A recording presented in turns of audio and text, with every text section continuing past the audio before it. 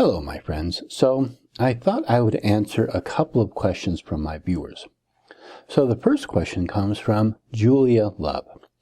Julia Love asks, would you consider addressing the concerns that people have over Wicca being heteronormative/homophobic, cis, sexist, and transphobic? I read many rants and posts on sites such as Tumblr where people address that they hate Wicca because of this, and Gerald Gardner was homophobic, etc. I think people don't realize that Gerald Gardner is not the be-all and end-all of Wicca, that he's not like the Wiccan version of Jesus as some seem to think, and that while Wicca may be a catch-all term, it is still quite open to the different traditions and interpretations. Thank you. I'd really appreciate this. So, thank you, Julia. This is an excellent question. So, first of all, I'd like to say that I can break this down into two separate questions. So the first question is Wicca heteronormative/homophobic or transphobic? So the simple answer is Wicca is a term for a particular practice of witchcraft and can be practiced by individuals. These individuals make up the nucleus of our society. Those individuals hold personal beliefs, such as political views, views on gender, views on race, and views on sexuality. These individuals will migrate to like-minded others who share their same viewpoints. It has been my experience that the people I have met locally who identify as Wiccan are very diverse, open, and accepting of all heterosexuals, homosexuals, genderqueer, transsexual, transqueer. Individuals have viewpoints. Wicca itself does not. The second question is, was Gerald Gardner homophobic? So I did some careful research into the published material by Gardner and found no references for or against transgender or transsexual or trans/genderqueer at all. Which is not surprising because back in Gerald's day, 1984 to 1964, these terms were simply not used. As far as homosexuality was concerned, back in the 19th century, homosexuality was known but not as widely accepted as it is today. We have to remember that until 1973, homosexuality was listed as a mental illness in the Diagnostic and Statistic Manual, or the DSM, of the American Psychiatric Association. Originally listed as a sociopathic personality disturbance in the first edition of the DSM in 1953, and homosexual was upgraded to a mere sexual deviation in 1968 with the release of the DSM-2. So Gerald Gardner was as much a product of his time as was anyone else who lived during this time. First, let's start with the most damning and curious passage from Lois Bourne's 1998 book, Dancing with Witches, where she writes, "I never saw Gerald Gardner become angry or lose his temper, and only once did he express an opinion forcefully and in a manner which brooked no argument. So deeply was it felt, Gerald was homophobic. He had a deep hatred and detestation of homosexuality, which he regarded as a disgusting perversion and a flagrant transgression of natural law, negating the life force and the fertility aspect represented by the god and goddess. The subject arose during the conversation with Jack Braceland concerning an acquaintance of his who had expressed an interest in the coven. There are no homosexual witches, and it is not possible to be a homosexual and a witch," Gerald almost shouted. So here's a quote from someone who knew him personally, although it is not a direct quote from him, but through an acquaintance, we can take it for what it is. Again, we have to remember the time period of 1950s England, back when many people may have spoken out on homosexuality, and their understanding of it was that it was a mental condition and a quote, disgusting perversion. So if Gerald Gardner was such a homophobe, how did he speak about it in his writings?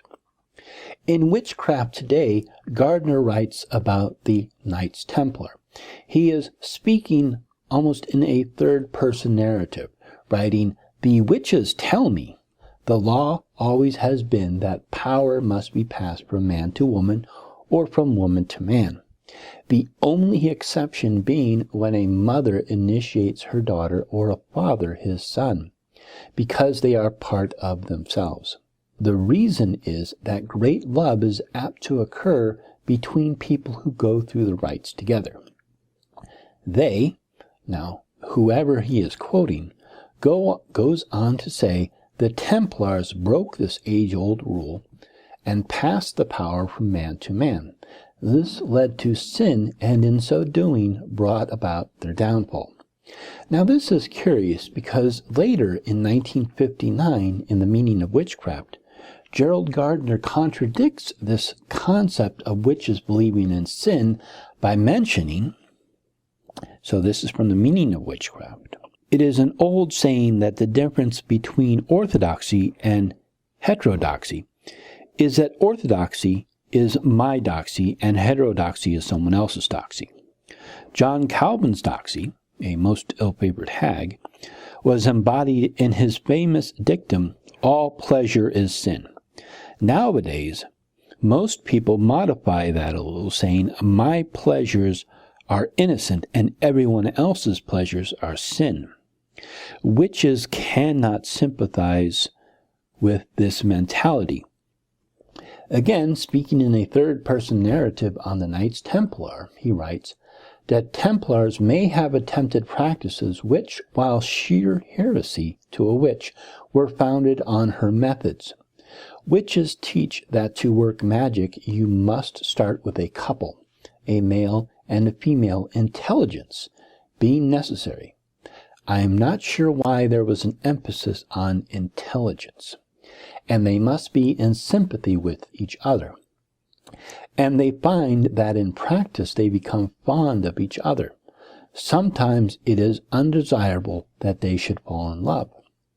Witches have methods by which they try to prevent this, but they are not always successful.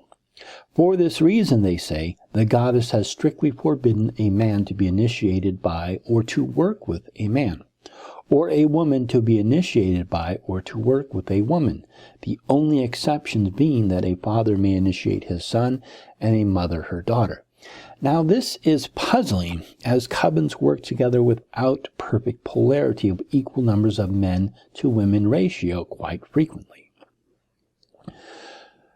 We have to remember that Gerald Gardner wanted to downplay a lot of the stigma and negative associations with witchcraft that the public had. Gardner often evades talking about certain practices that may not be socially accepted by 19th century England. Regardless of how Gardner may have felt about it, does not have an impact on every single Wiccan in the entire world today. He may be considered the father of modern witchcraft, but that does not mean we have to also adopt his personal preferences and idiosyncrasies wholesale without question.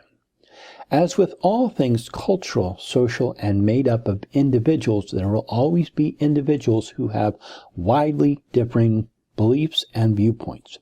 Wicca is no different. There are people in Wicca who may share your ideals, and there are people whom your ideas are quite different from. If Gerald had been born 50 or even 40 years later, his views on sexuality may have been quite different. As you mentioned, he is not the Wiccan Messiah, or the archetype that all Wiccans strive to become. He was a man who introduced what he felt was a dying craft to the world. Today, there are many branches of witchcraft practice that have branched off from Gardner's witch practice. There is Dianic Wicca, which is a religion that welcomes lesbian pagans and celebrates their perspectives on feminism, sexism, and women's empowerment within patriarchal culture. There is the Minoan Brotherhood, founded in 1977, in order to create a craft tradition for gay and bisexual men, one that would celebrate and explore the distinctive mysteries unique to men who love men. There's also the Minoan Sisterhood, which was founded as the women's counterpart to the Brotherhood. Legitimate Minoan initiations and elevations are all conducted in same-sex only circles. Both traditions continue to this day. The Brotherhood and the Sisterhood are oath-bound initiatory mystery religions which use a ritual framework descended from Gardnerian Wicca.